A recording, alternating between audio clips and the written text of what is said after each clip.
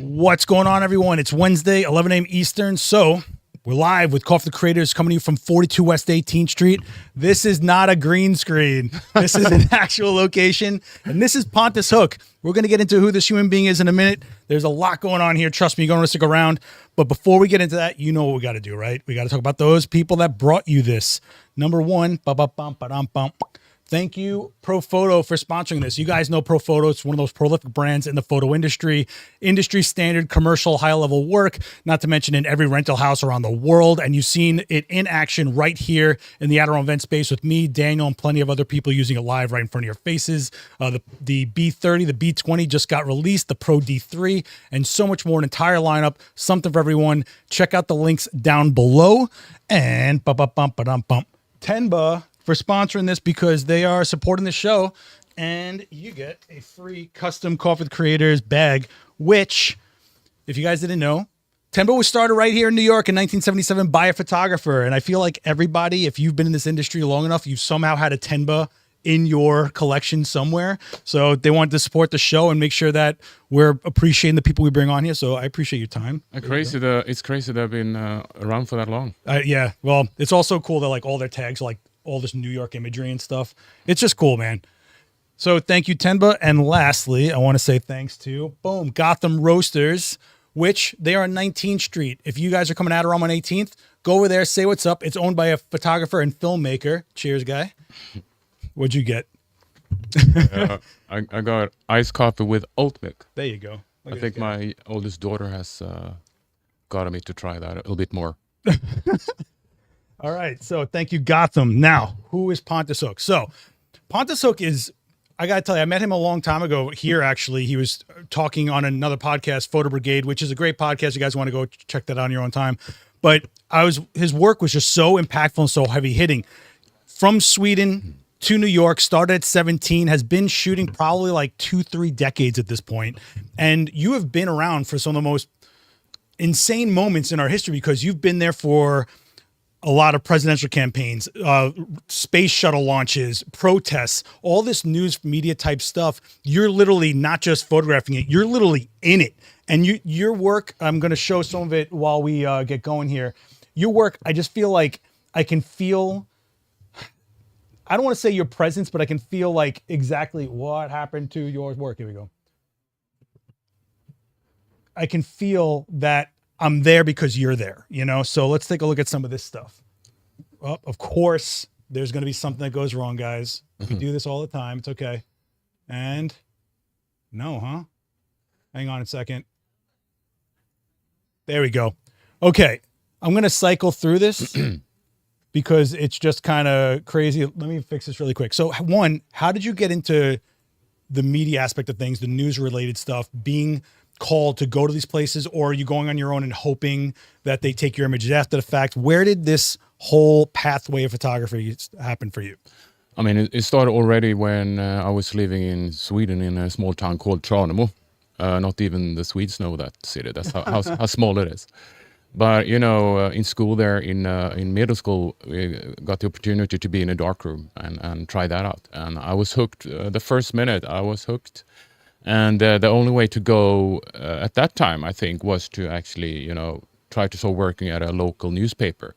And it was more about walking up to that newspaper and ask them if they needed someone. It's not like it is today, you know, when everything has to go by the rules, basically.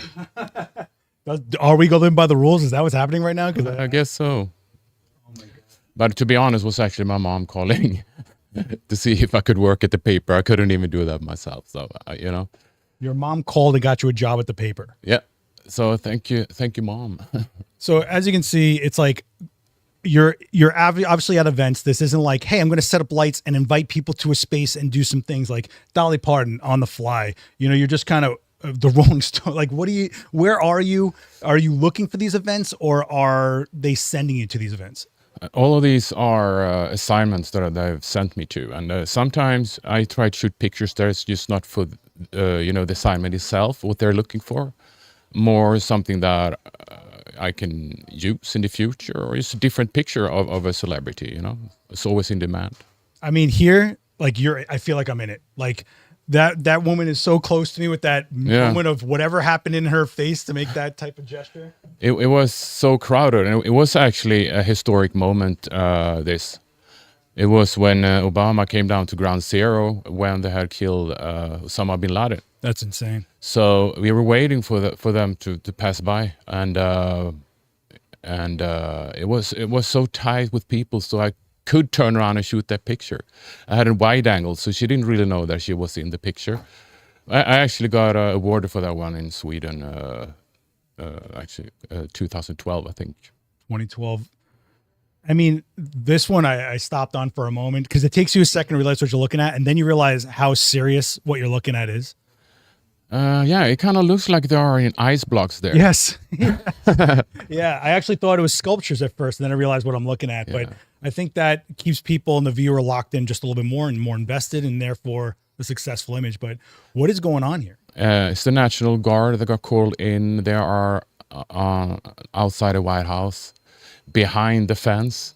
And I saw this young girl. She was shorter than everyone else, and it was just an interesting picture. She looked like us. She looked very normal, and I showed a couple of pictures, and it was like some kind of contrast there going on, I think. And the fact that it was backlit made it even more, you know. Oh, with that plastic just catching all of it. Yeah, it was nuts. Yeah.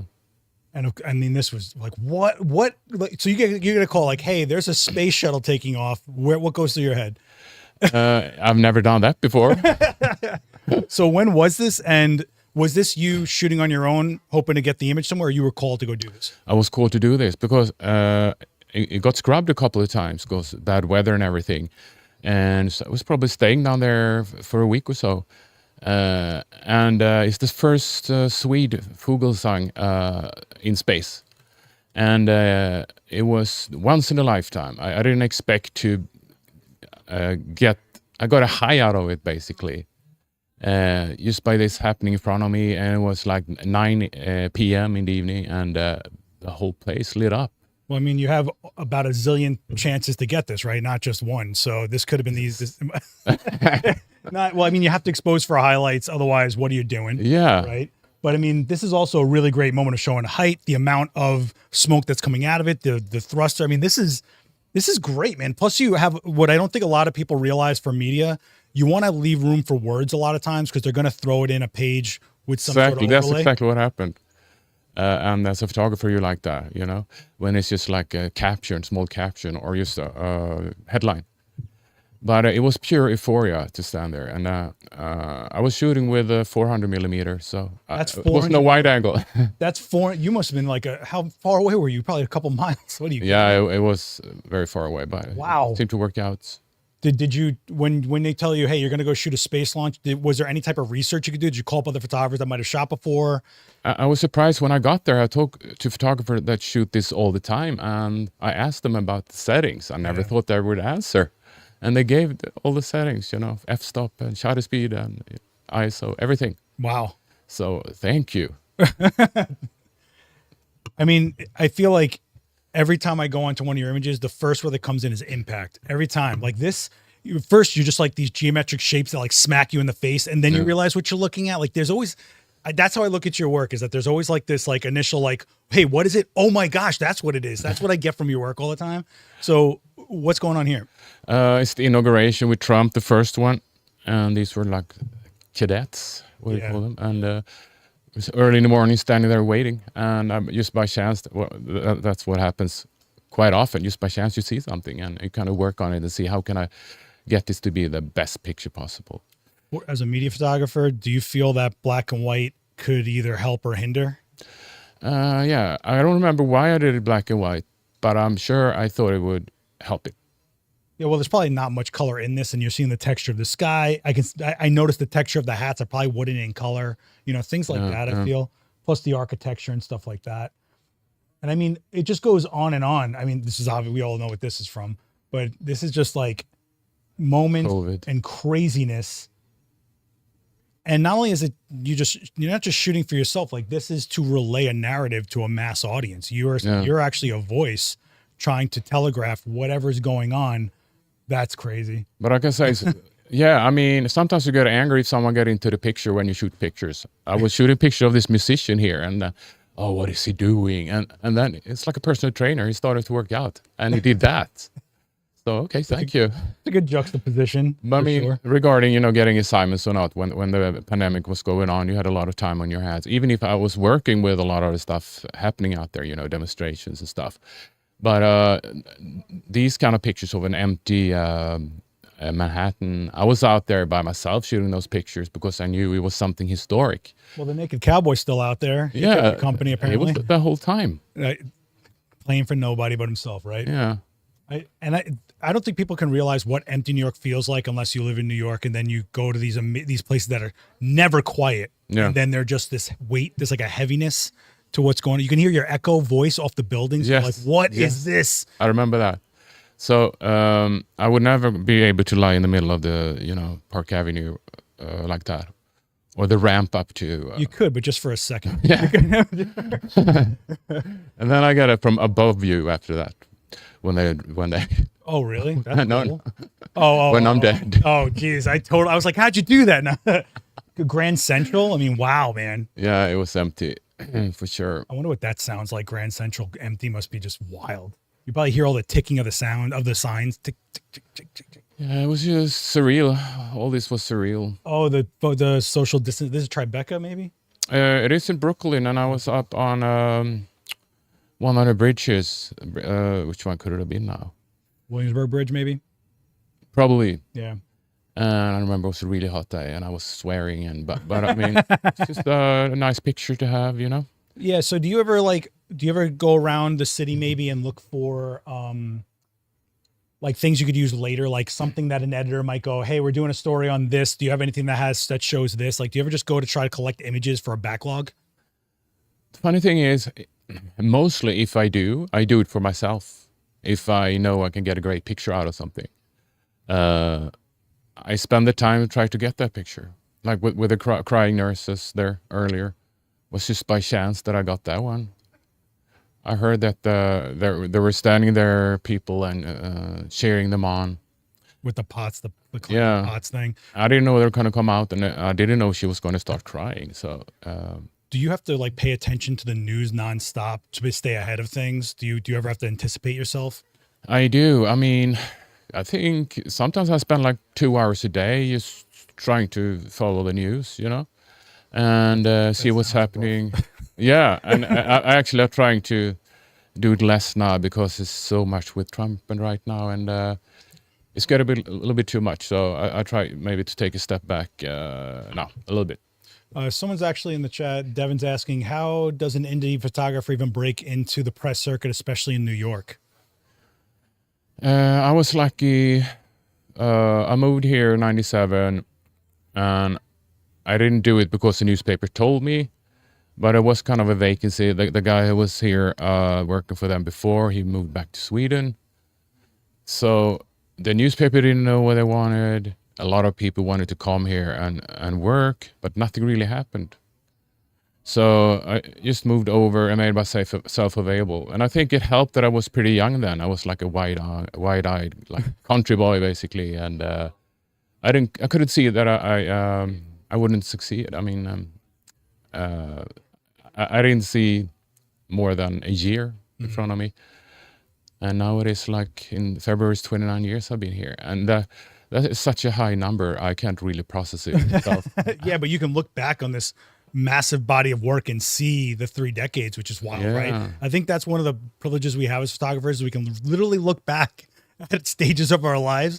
I mean, I look at my walls in my place and I'm always like, whoa. Like when was, and then I'm like, you literally think you're another person back then, but I think part of the success to breaking into news is being available, right? Because if everyone's locked up doing other jobs, but you're always able to be there when they call you, you're the one they go to because you seem reliable. And as long as you come back with something coherent, you can always get better as a photographer, but they just need the story told, right? Yeah. So do you think being young led to you being available, which is then what was giving you an advantage to get the job? For sure. I mean, you don't bring a family here. You don't have to like have a huge apartment, and you can keep the costs down basically if you live here for a short amount of time. I actually had to sell my car in Sweden because I didn't get any assignments at first. And I got like another $3,000, but that's what was needed for me to go on working here. And what, out of everywhere in the world, what made you come to New York? You left Sweden at a young age. What out of everywhere was it? Did you know someone here? Was there a job waiting for you here? Did you just go, everything's happening there? Yeah, it was a coincidence that it was kind of an opening with this guy that moved back home.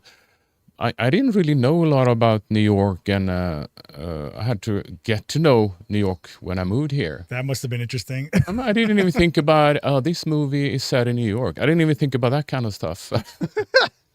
But now I know. So when you're out there and you're called on assignment, do you have like a go-to gear kit that you go to, or like that space shuttle, you probably had to like figure out what to bring, but is there something for like, if you say, hey, there's like a protest going on, they got to cover, you like, I know what wide angles I'm taking, how many cameras do you usually have on you? Are you worried for your bag getting stolen, like anything stolen while you're working? Like, I'm sure it's hectic. I mean, the most boring part of being a photographer, I think, is to pack up things and pack down and choose and change, and it is so boring. But I try to do it at night before, because I think it's less boring than have to do it in the morning. You don't have like a go-to kit though? I feel like you're in the same positions a lot, that you kind of know what you want to. I mean, I have different kits for different shoots. My news kit is usually like, I have like a Canon R5 and an R6. I have a 15-35 2.8, 24-105 4. That's mostly for videos. Perfect for video. Yeah, perfect. Super versatile. And a 70-200 2.8. That's my go-to kit. That's pretty basic news kit, I would say. And then if I want to do something different at times, I have my nifty 50, like 50 1.8, a cheap Canon lens. I have a 35, 1.4, maybe 1.8, I don't know. But the key is like, it's always easy to carry. You always have it on you. I'm sure that you want to be discreet in certain situations. Like you don't want a giant lens in someone's face or something like that. Yeah. You kind of want to meld in and just get that candid. Otherwise you wouldn't get some of these reactions that you get in some of these images. Yeah. I mean, it's different ways to do it. I mean, now when you have a flip screen, I love that with the new mirrorless cameras. It's also, weirdly enough, the mirrorless cameras has made me a better photographer for so many reasons. But one reason is I can get close to people by looking down on the flip screen on my camera. Okay, I show them like that I'm right there, and then they can decide, is he a threat? Don't I want him to be here, shoot those pictures? So you kind of test it out a little bit. To see if they're okay with me standing there. And it's not as intrusive if you look down on a flip screen instead of having the camera in front of you. Intrusive. You're literally on Obama's chin here. I mean, you are in this, man. Like, this is wild. But I feel like a lot of press photographers I talk to always have some small rangefinder kind of camera because it's just so non-threatening. They'll just pull it out and people just don't even realize they're there, and they're getting stuff without people even realizing. When you are shooting stuff like these, the presidential stuff or any of the political stuff or anything that's happening of the moment, like any sort of protests or gatherings, something like that, what does it turn into turnaround time? So it's on your memory card. Do you ever get a shot and go, man, I got to get this over quick, and then you try to leave fast to go and send it to wherever you got to send it to? Or are you like, no, I'm going to stick it out for another 15 minutes. I got 15 minutes to get another shot. Do you ever get like anxious to just get out of there and go send it? It is both. Sometimes you have to send it really quick, and you get the feeling, did I even get a picture? Because you have to send it anyways. And that is very frustrating when you have to work that way. But now, the deadlines we're talking about now is when they want to put it on the web, mostly. Yeah. That's what they care about these days. And regarding, the Trump picture there, or I went to like 7 different rallies, I think, this last election, and not one time were we granted the credentials, being foreign media. And so what we had to do was to line up with the public. So we had to stand there for like 3-4 hours and just bring one camera. I mean, the R5 doesn't look too professional. It's still small. Like that's Yeah. the mirrorless is like, and no matter how much the cameras go, they're never these giant old boxes that we used to have. Exactly. Yeah. And I used to take one lens, and that's what I had to work with. But you got different angles that you usually don't think about. You had to use what you had, basically. So what exactly are the outlets that you're shooting for? Like, are they, what is it, like specific websites, or are you more of a freelancer and take it from wherever? Are you a staffer? Like, how does this work for you? My background is being a press photographer, and that's 80% of what I do. So I shoot for like Nordic dailies. Okay. That's what I do. You know, mostly Swedish, some Finnish, and some Norwegian. And I've been having like different clients that have been used to me a lot, but sometimes that changes. You jump from one place to another. For some reason, I have been able to survive all these years, and like a cockroach. I don't know. I'm doing something right. Well, I think being reliable is the biggest thing ever. I think people don't realize how you could be amazing, but if they can't depend on you to deliver, if they can't depend on you to be communicating, if they just, what's the point of having you if they're not getting from you when they need what they need? Yeah. So I think that's a huge part of it. And clearly your images are totally standing out. It's wild. I mean, you're at some of the most pertinent events of our times. So I'm sure after a while you have like a sense of like where to be. You can see what's going on, what would be the vantage point. Because not to downplay it, but if it's a presidential thing, what's the difference if it's the stage, that monument, this crowd? You start trying to figure out what would be special about that crowd, that thing, right? So do you feel like you have it down, like where to start, where to go? Like I'm sure after 30 years, you're basically like autopiloting this a little bit.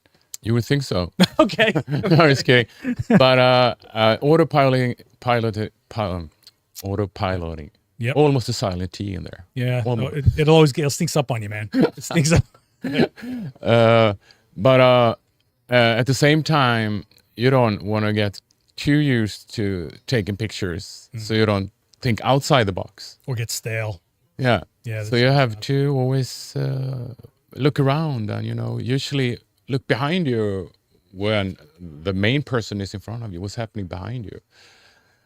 What's the reactions to what's happening, not just what's happening. I think that's one of the things a lot of newer photographers miss, is that they're so focused on the thing instead of what the impact of the thing is. Yeah. And that's why I think you see so many amazing veteran media photographers, when they get all the emotion out of the crowds that are feeling what's happening up there, that's where you really feel like you're part of it. It's not that you're looking at this person on stage just frozen doing, it's this girl crying. It's this person freaking out, That's really powerful stuff.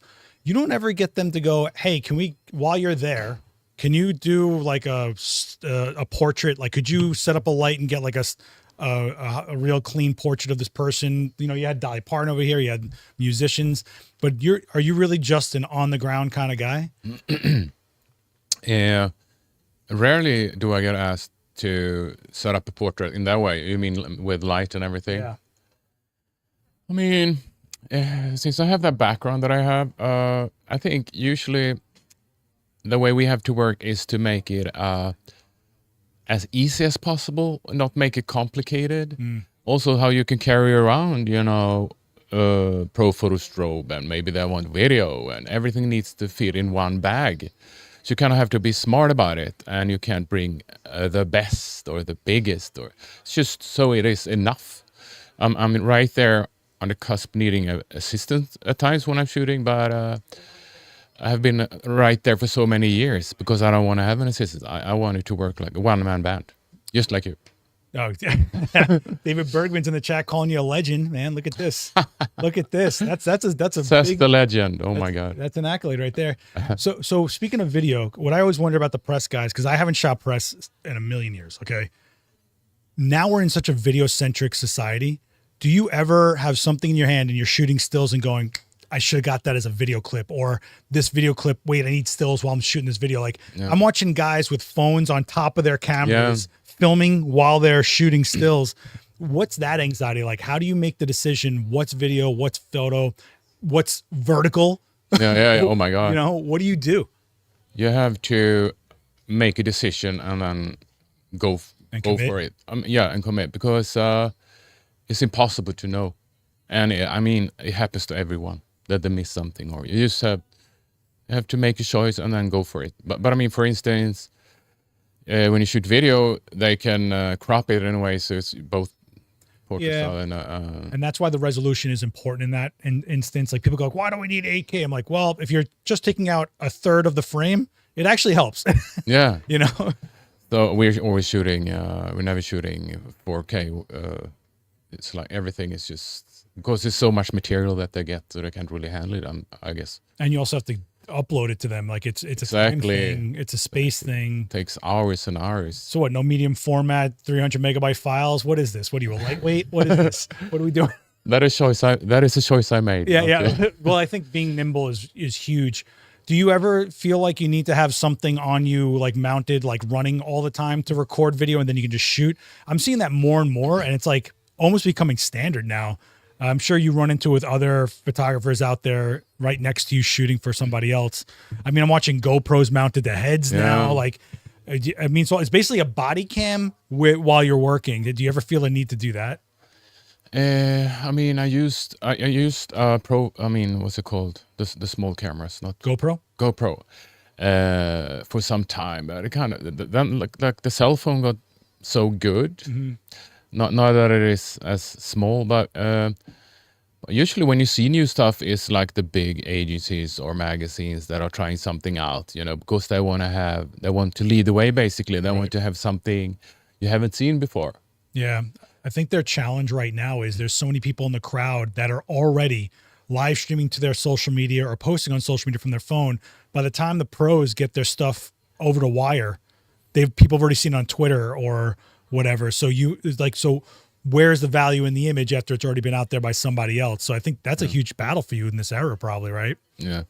But also at times it is a little bit harder for us in foreign media to get the access that some other photographers get, you know, American ones, the agencies or White House photographers. So you have one more step to get a decent spot, right, on rallies to shoot pictures, and it's not really a matter of trying out new stuff at that moment, I think. But maybe, as I said before, maybe you get a new, a different angle that you usually don't get if you're with other photographers. Is there any advantage to not being a US-based press media? Like, do they just kind of not look at you and you can kind of sneak around because it's just, that's the guy from Sweden. Like, we don't got to keep an eye on that guy or whatever. Like, you ever get, I feel like they would probably do that. Yeah, you can act dumb. It's not too far-fetched for me. Yeah. you just start speaking Swedish and like. It kind of works that you don't really understand them, or,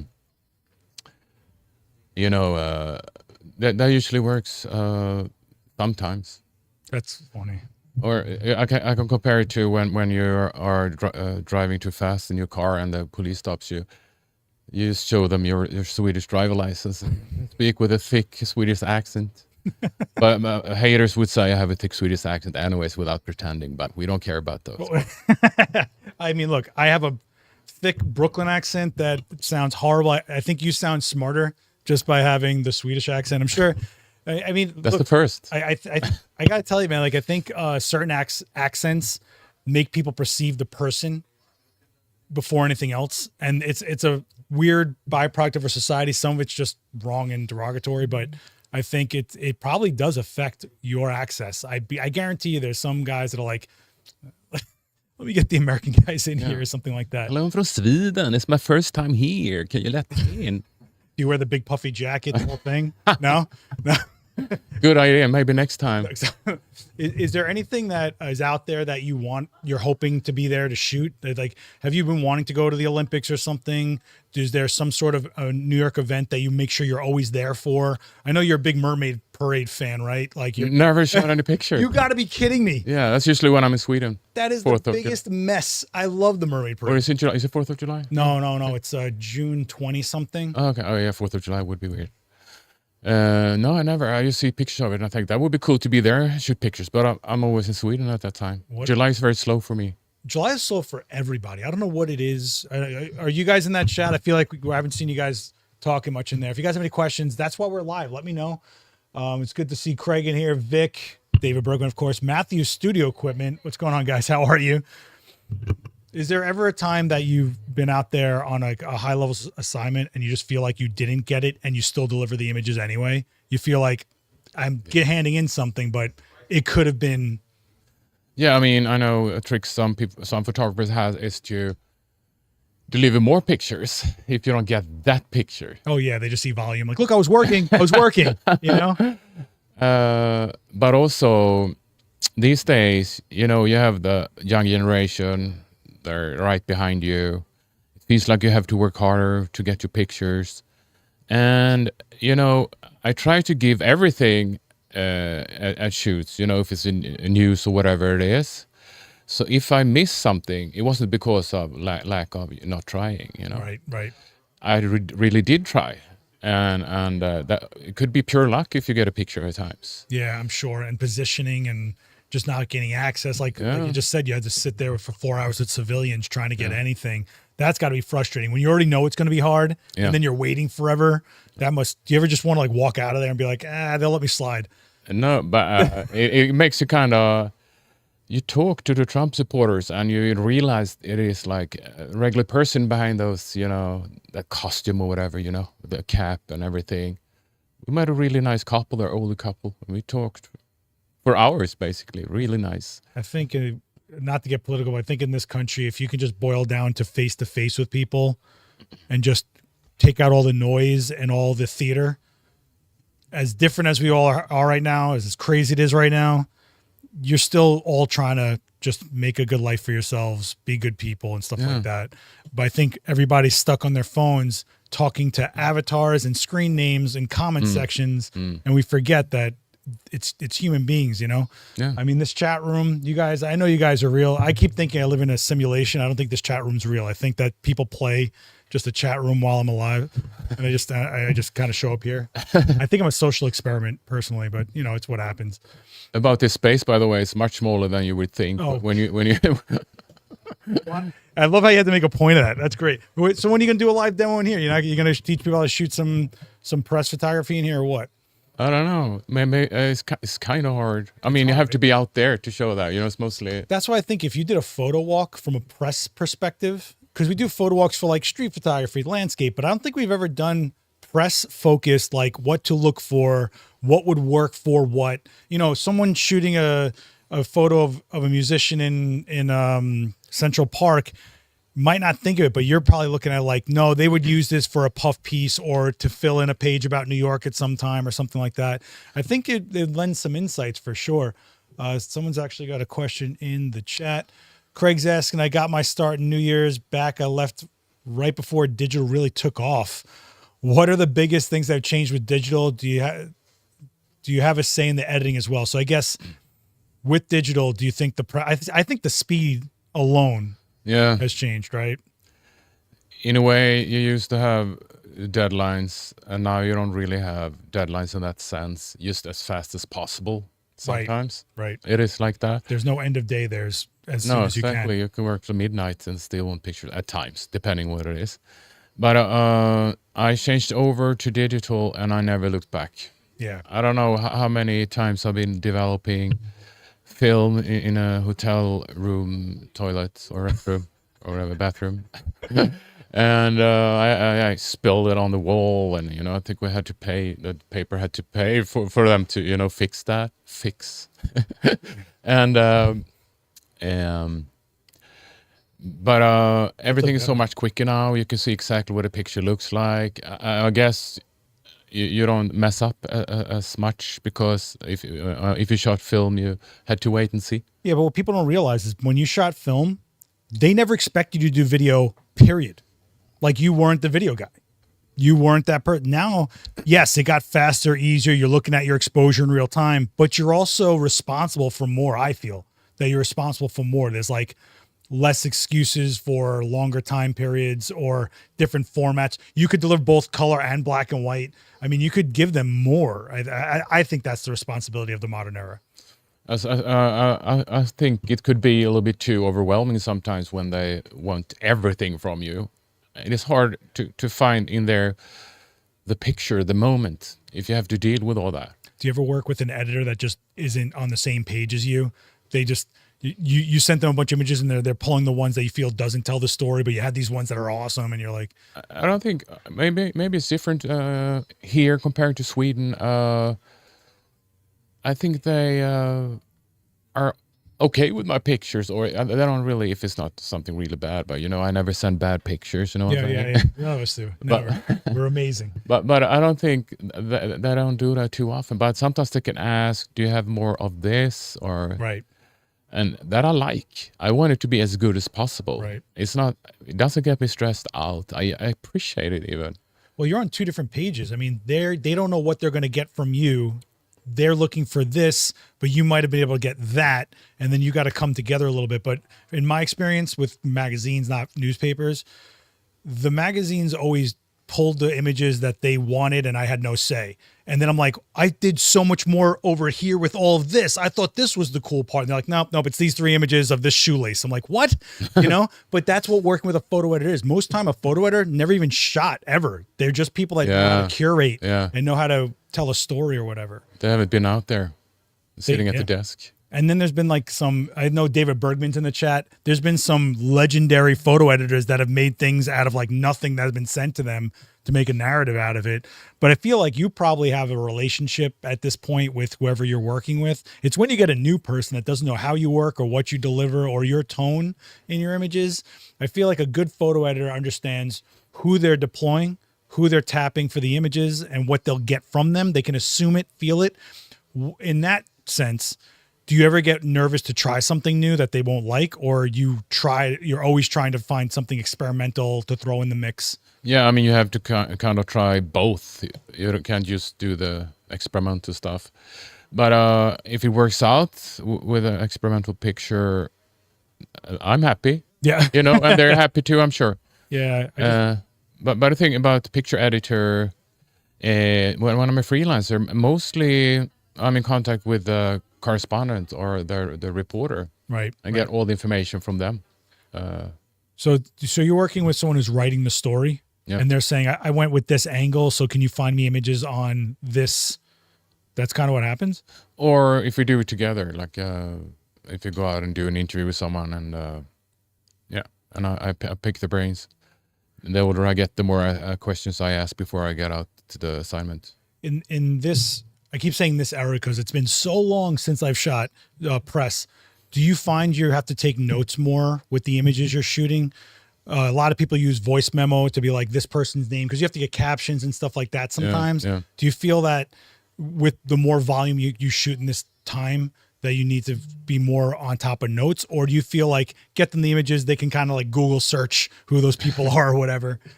I should have been better doing it actually now when you say it. Yeah. I'm not as good as the AP photographers but I mean, I try to put in as much information as I have, but sometimes the time is restricted and it's more important to get the pictures home. Sometimes you just miss it too. Like you didn't know who that person was and they're gone. Yeah. But I feel like the first time I saw a voice memo in a camera, I was like, whoa, I don't have to write anything down anymore. I'm like, that was Pontus Hook. And then and then there's like a voice file next to your image. I'm like, this is amazing. And for sure that was the agencies doing that, leading the way again. Because what the heck is he doing? He's talking to his camera. Talking to his camera. Yeah. And David, you probably use that a lot. I feel like, well, maybe not when you're shooting Luke Combs or whatever, but I feel like we're just, as much as we get technology in our hands, it just makes us more and more responsible to deliver more and more. It's like we're able to do more, so they're going to expect more. It's one of those things. But one thing about what you do is it never stops. Like it's not so when I worked commercial campaigns, it was over in a week. And then I'm like, well, I got to go find another job. You're just kind of like watching the news, anticipating where you've got to be, where to go. Is there anything that you kind of want to switch to aside from news? Is there something that you would want to, is there a project that is there something going on that you want to document for a long term and put out something like that? I mean, I would love to do long term and I would love to do it more than I do. But now I forgot the question. Is there a project you want to do long term as opposed to jumping on news media? Yeah, I haven't really thought about anything. I'm just thinking it's going to pop up and I find it interesting. But I mean, my thing, and probably why I've been in this business for so long, is that as you said before, I am always available. If they call me and say, "Can you be in Atlanta in 3 hours?" or "Can you be at the airport in 1.5 hours?" Yes, I can. You would leave this podcast right now. Yeah, you would leave this right now. This is more important. I would totally. That would be amazing if you got like an emergency. Like I've got to get on a plane and just left here live. That would be amazing. And watch, his phone's on silent and he's missing the whole thing silent right now that's happening right now. But so that's kind of the main thing that I'm always available. I have photography colleagues that are thinking, I can't do this anymore. I have to start just shooting portraits and and get a life. Well, you have to be physical. I mean, I don't think people understand that side of a press photographer. Is you're carrying stuff. You've got to be able to walk for a while, stand around for a while, move, get through crowds. If you're huffing and puffing and you feel like you're gonna have a coronary, you're not helping anybody. Also, if you show up to somebody to take a portrait and you're sweating your brains out and you look like you're about to die, you're not getting the best portrait. You might get a really unique portrait, but I feel like that's part of the trust with a subject too, is you don't look frantic, so they don't feel frantic. You know what I mean? That's not me. Yeah, I know. Or is it? That was an alien autopsy. Sorry about that. My screensaver goes off every now and then. Oh, David Bergman saying in the early days we didn't have a screen on the back, just a voice memo to remind ourselves, or tell an editor what happened and gather the subject's name. Yeah, some people use actual voice like tape recorders back in the film days. That was like probably 10, 15 years before I knew that existed. One of the greatest things ever in the film era was when cameras started putting your camera settings in between the frames. So when you did a contact sheet, you started realizing how you were shooting, because you didn't remember I was at a 60th at whatever, but okay, cool. I'll remember that one because I like the way that looked here. Like it was one of the coolest things when that started happening, but there was no like able to put a caption on something. I feel like that's the part that would be the least fun, is just trying to be organized, trying to understand what you shot, give them proper information. You just want to shoot and send them images and like, good luck. But it's not like that for press. You are responsible for everything. Yeah, I mean, it is a lot of pressure involved in the job, and sometimes I get stressed out, and I put a lot of pressure on myself because I want the pictures to be really good. I want to being able to deliver something really good. And sometimes that pressure shows, Well, if you don't put pressure on yourself, how do you keep excelling? Yeah, exactly. That's what it is. But I think when you go to some of these press events, you're literally there for the whole day. It's not like you just happen to stroll through for a half hour. No, you're making the attempt to get there. You're making sure to get in there. So you have a chunk window of time to figure out what you're going to shoot and how to shoot it. Even if it's just something that's going to be on stage for a few minutes, you're trying to pre-plan it. But I think that can only come with experience of what and how. And yeah, and sometimes it's just pure luck. But you always try to find different angles, and also wide, tight, middle, wide, whatever you call that. Oh my gosh. And but I mean, you have this picture of Whitney Houston up before, and for some reason she chose to point and look straight into my camera. That's just pure luck, Yeah, sometimes that happens. Well, sometimes you have an aura about you that they want to interact. Yeah. We had Kevin Wilson I wish. here. Yeah, well, he purposely makes his camera like neon colored, this guy, so that metal bands can always spot him and do something weird at his camera. Wow. And he just, it's just... Isn't that common maybe in that area of probably photography? I'd imagine so. Like, especially if they're looking for the one guy that they're actually working with or something like that. They want to be able to spot you somehow, some way, It's luck, but it's also you knew to be over there to get luckier than you wouldn't have been. I think people have to give themselves a little bit of credit that, the moments you can't control them, but you can control where you are. You can control how your demeanor and your ambition and where you're going with it. I'm sure the pressure gets to you like anything else. And I'm sure that you've relived things in your head. Like, I should have done this if only I did that. I think all photographers do. The shot that got away. It's terrible. We should do a series, the shot that got away. If everybody's got one, at least one they remember of, like, if only, that cop stopped me from, something like that. When you're, someone else decides if you can get the picture or not, you can't do anything. That's if it's not on you, if it's someone else that decides. You ever get to a spot and then just people are, because a lot of the places you're at, it's crammed. It's a crowd. Yeah. Do you ever feel that, one, you're a taller guy, you're a bigger guy. If you were like 5 foot, I'd probably be a little more challenging for you, right? Yeah. Do you ever feel like nervous for yourself in situations? Do you ever worry about your safety for anything? Not really. I mean, but I don't shoot. I mean, I don't go to wars and stuff. And well, wars are another thing, but there's definitely, I remember when there were riots happening in the city that I'm like, man, what's to stop somebody from just trying to jack your camera and do whatever they got to do to you or whatever, you know? It's more about getting the picture, I think. So you don't have to. It's more focused on that. Oh, this is interesting. Someone's saying press photography is easy. Did you know press photography is easy? You just need to be better than anyone else giving the editor a picture to fill the particular space that day. Not if you're the only guy assigned to that assignment, which is what's kind of happening with you, right? It's easy. Okay. I didn't know that. Yeah. Maybe I should look into that. You just got to have a better picture, man. Maybe that's a little sarcasm. Yeah. But I can imagine that you're constantly, so when you do, let's say you're covering an event, I'm sure you recognize other photographers after a while that you're going to the same events. Yeah, for sure. Do you ever check on each other's work? You're like, oh, he got a good one that time, I should have been there. Do you ever like kind of see what somebody else got, like get another publication and look through it and see how they did it? Every now and then. But I mean, I also have like photographers that I think are really good, you know, New York Times and Washington Post. And then you kind of, those pictures that I get sometimes, sometimes you couldn't even get it yourself because you didn't have the access. Right. But I mean, joke with Jabin Botsford, I think his name is, on Washington Post, like, did you make a deal with the devil? I haven't seen him shoot one bad picture. I'm sure there's plenty, but you don't get to see them. You know what I mean? Yeah. But I mean, I'm going to jump back into your images for a little bit because there's still some here. This is a lot of the homeless and drug addiction that's going on. It is in Philadelphia. Yeah. When you're going to something like this, do you have preconceived notions about what you're going to be dealing with, or you're just trying to do it as fast as possible and get out of there? Because sometimes, I got to be honest with you, sometimes these feel exploitative to these people rather than anything else. What is the purpose of your shots when photographing them? The story was about this new drug called Trank, which is a mix between tranquilizer, like that you use on horses, right? Yeah, horses, animals, and fentanyl is a mix. Used to get the price down. It's like $5 they pay. I think they paid. Wow. But it is the side effect that the skin starts to rotten.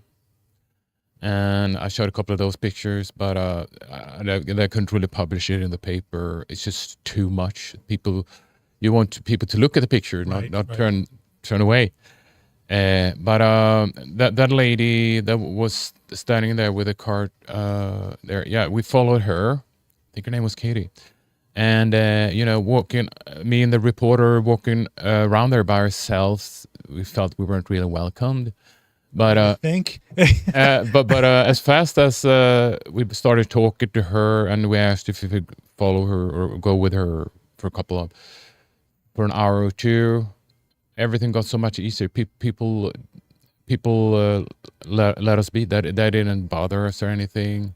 You vouched for you a little bit, huh? Yeah, and she was okay with us being there. And even when she was doing her drugs there, that was like right up in her face. But also I felt some people got a little bit upset. But I felt it's just a matter of standing your ground and then slowly walk away. Yeah, I'm on such a line with it. There's people that have come through here that shoot a lot of people that are homeless or whatever, and it's so exploitative just so that they could get like shock value for their Instagram. And then you look at the comments like, oh, you're so brave to go document this. Like, yeah, but you're not doing anything to help this. Your images, I feel, are making awareness, which then leads to help. You know, I think it may not be a direct like, hey, these images are to directly help these people, but it's going to an actual publication that some people that could have some way to help could see this, you know? Because another side effect is that they look like zombies. Yeah. When you use it. It was called a zombie drug, and it was just like, we haven't really seen it before. So it was very, I actually got awarded for that one in 2 countries. That story, in Sweden and Norway. That's awesome. Yeah, and it's not like, I mean, if you can get a word out, I don't know, in Sweden and Norway, but I think it meant something at least. Yeah, I'm sure it did. Do you ever think to try, or even want to try to then migrate yourself to a US based publication? Like, is that something you've ever thought about doing, or you're just happy to be the guy from that area of the world reporting back? I have been here on a journalist visa, so I can't really work for American. Oh, okay. But I'm happy. I mean, I couldn't like go up on the career ladder, you know, in that sense. But it's more competition there at the large papers. A lot more photographers that one's in. Yeah. And mostly for this Swedish Norwegian paper, they use someone that is from Sweden and Norway. So because you know by heart how they want the pictures, you know about the people you're shooting pictures of, and the papers value that. Rarely, if never, they use an American photographer. And you know their audience and what they're yeah, exactly. You know a lot by heart just by growing up in Sweden, and you know, how big is this celebrity?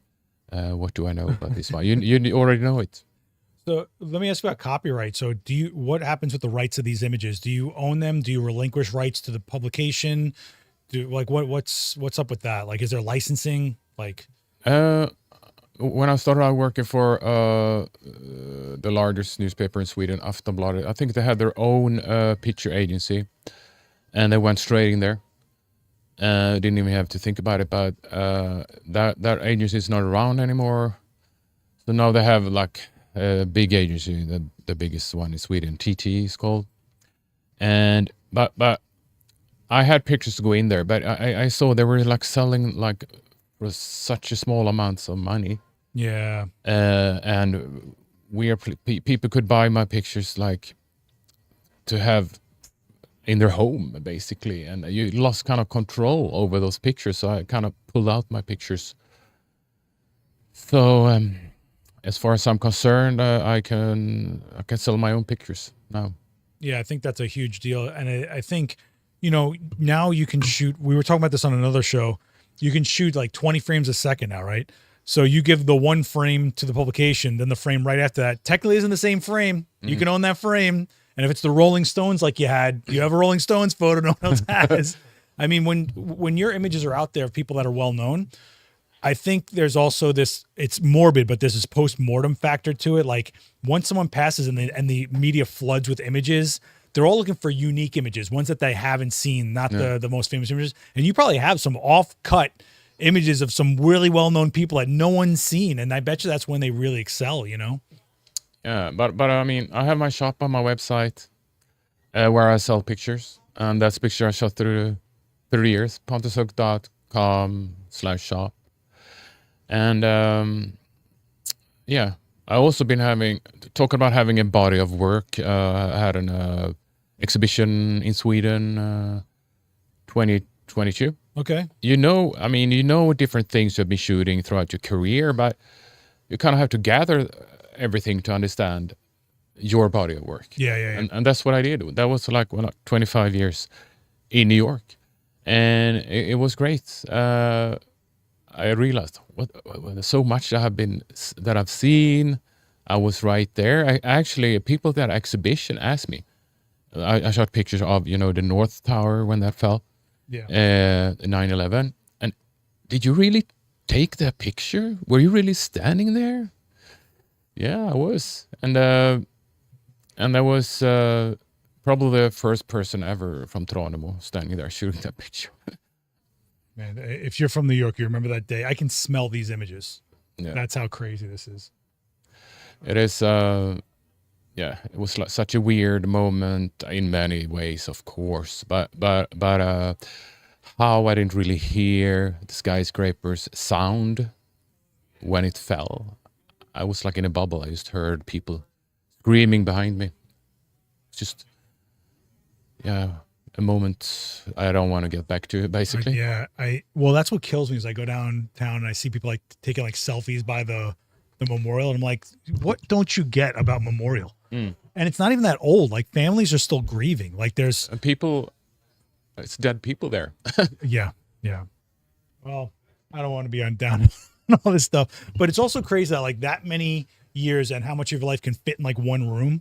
You know, Joe McNally every year does a really cool thing. He takes all the photos that he shot for the year and adds up the shutter speed and then calls the collection like 8 minutes or whatever it all adds up to. And so all these amazing moments all add up to like maybe a couple minutes of life that happened in the planet, but they're just so impactful moments. I bet you if you did that, you'd probably see just how, I don't think people realize how much work 30 years of press for some of the most impactful moments in our history in modern times. That's crazy. You're probably so not even realizing it because it's just what you do. Yeah. Look at this. I can't get him to calm down. It's wild. I mean, it's just kind of nuts, you know. It's just wild because I think about it. Like, I wasn't at any of the. I was 9/11. I was probably the only thing I can remember. But you were right there in the middle of COVID. You were right there in the middle of rallies. You were right there in the middle of the nation's capital during some of those great, like the most skull crushing times of our modern era. And you're just there documenting and bringing it to the rest of us, you know? Yeah, and it felt good to have that exhibition, to actually see what I've done through all these years. And you sold prints there? Yeah, I mean, I still have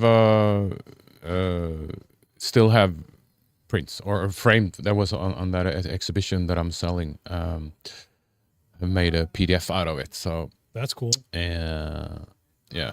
But it's going to be a traveling exhibition, but the gallery actually closed down after like 25 years. What are the odds?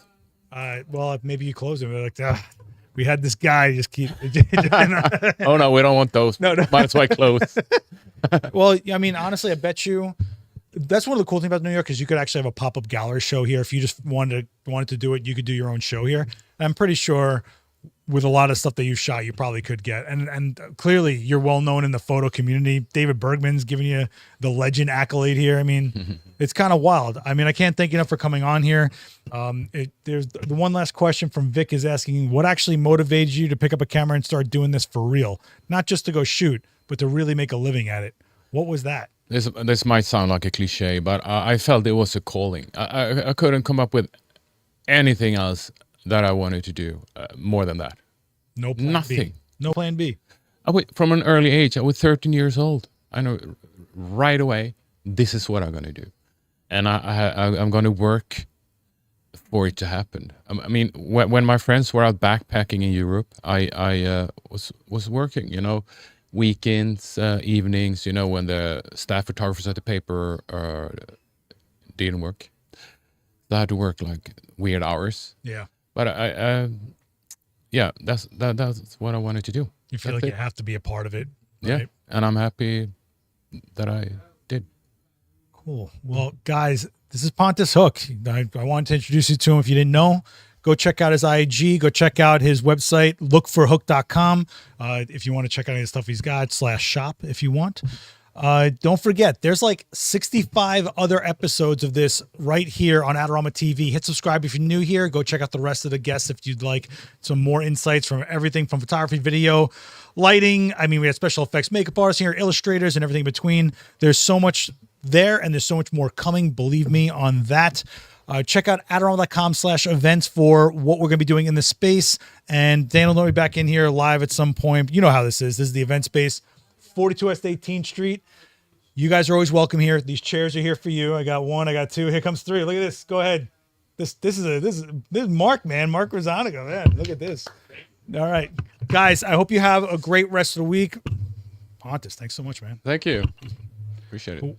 Be good, guys. Enjoy the rest of the week and check out the rest of the playlist. Hit subscribe. Blah blah blah blah blah. Bye, guys.